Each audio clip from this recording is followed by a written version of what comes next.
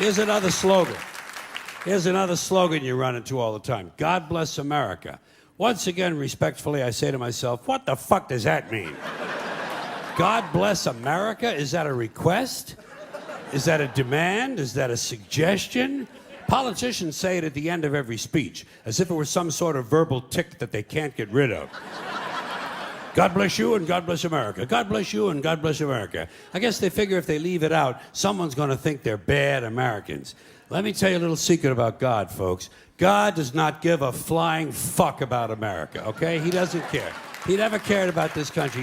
He never has, he never will. He doesn't care about this country any more than he cares about Mongolia, Transylvania, Pittsburgh, the Suez Canal, or the North Pole. He simply doesn't care, okay? He doesn't care. Listen, hey, there are 200 countries in the world now. Do these people honestly think that God is sitting around picking out his favorites? Why would he do that? Why would God have a favorite country? And why would it be America out of all the countries? Because we have the most money? Because he likes our national anthem? Maybe it's because he heard we have 18 delicious flavors of classic rice-a-roni.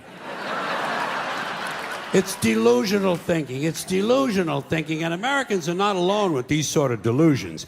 Military cemeteries around the world are packed with brainwashed, dead soldiers who were convinced God was on their side.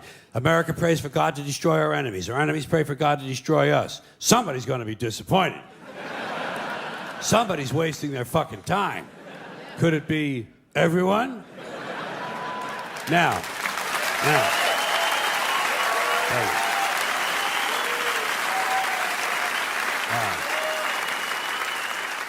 If people want to say God bless America, that's their business, I don't care. But here's what I don't understand. If they say God bless America, presumably they believe in God. And if they do, they must have heard God loved everyone. That's what he said. He loved everyone and he loved them equally. So why would these people ask God to do something that went against his own teachings? You know what these God bless America people ought to do? They ought to check with that Jesus fellow they're so crazy about. They're always talking about what would Jesus do? What would Jesus do? They don't want to know so they can do it. They just want to know so they can tell other people to do it. Well, I'll tell you what Jesus would have done. I'll tell you what Jesus would have done. He would have got up on the top of the Empire State Building and said, God bless everyone around the world forever and ever till the end of time. That's what Jesus would have done, and that's what these people should do, or else they should admit that God bless America is really just some sort of an empty slogan with no real meaning except for something vague like good luck. Good luck, America, you're on your own. Which is a little bit closer to the truth.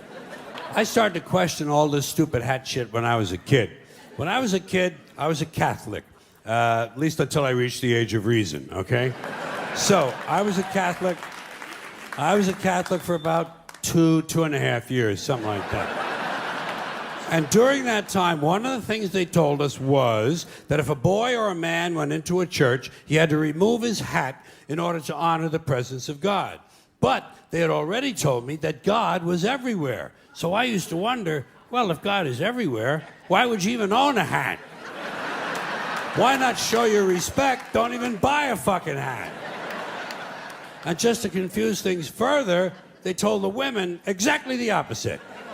Catholic women and girls had to cover their heads when they went into church.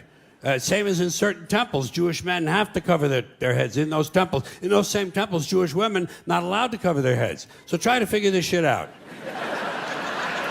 Catholic men and Jewish women, no hats. Catholic women and Jewish men, hats. Somebody's got the whole thing totally fucking backwards, don't you think? And, you know... And what is this religious fascination with headgear? Every religion's got a different fucking hat. Did you ever notice that? The Hindus have a turban, the Sikhs have a tall white turban, Jews have a yarmulke, the Muslims have the keffiyeh, the bishop has a pointy hat on one day and a round hat on another day, cardinal has a red hat, pope has a... Everybody's got a fucking hat. One group takes them off, the other group puts them on. Personally, I would never want to be a member of any group where you either have to wear a hat or you can't wear a hat. I think...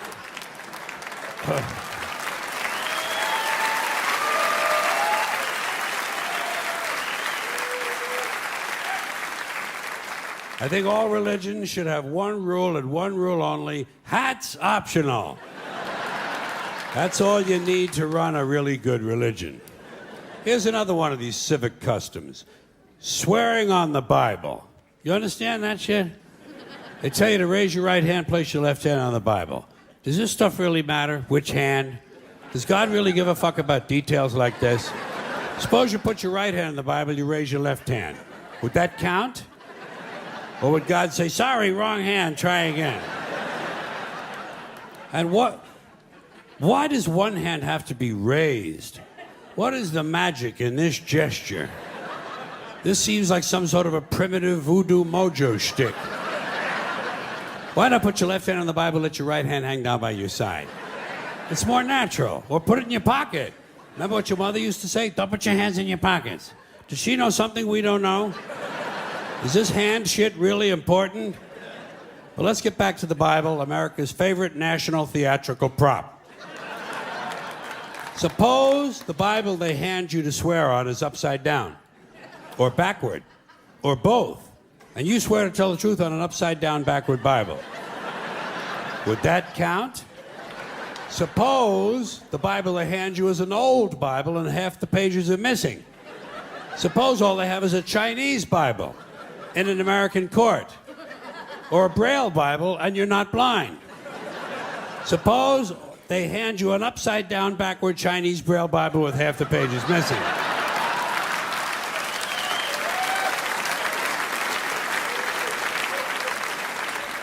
At what point does all of this stuff just break down and become just a lot of stupid shit that somebody made up?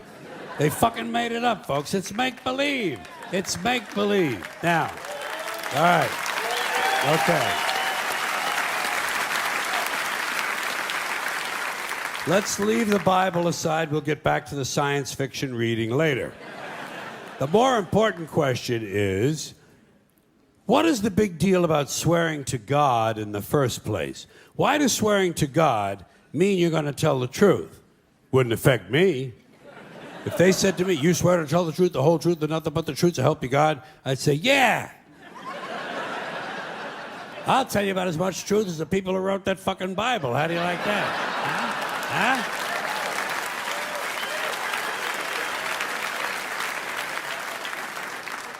Swearing on the Bible doesn't mean anything. It's kid. Swearing to God is kid stuff. Did you remember when you were a kid? If you told another kid something he didn't quite believe, he'd say, "You swear to God?" I would always say, "Yeah, I swear to God," even if I was lying.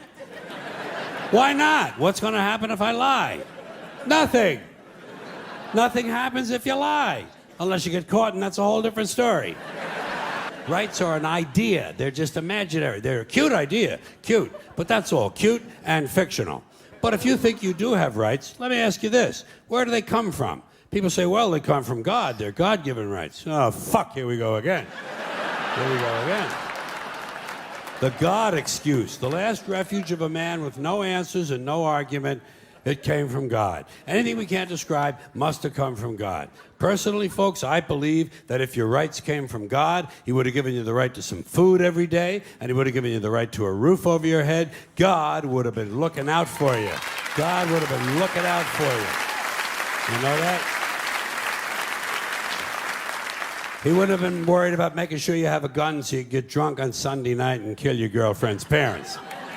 But let's say it's true. Let's say God gave us these rights. Why would He give us a certain number of rights?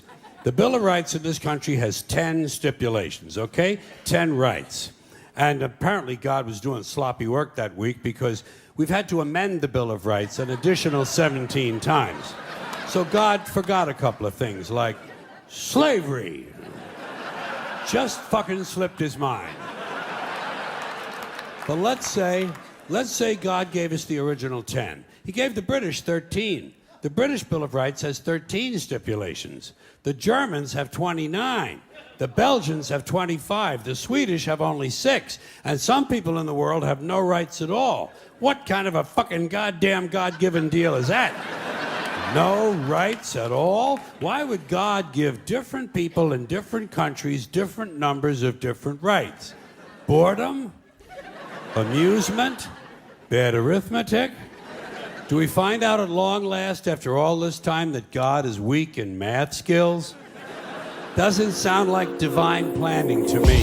Sounds more like human planning. Sounds more like one group trying to control another group. In other words, business as usual in America.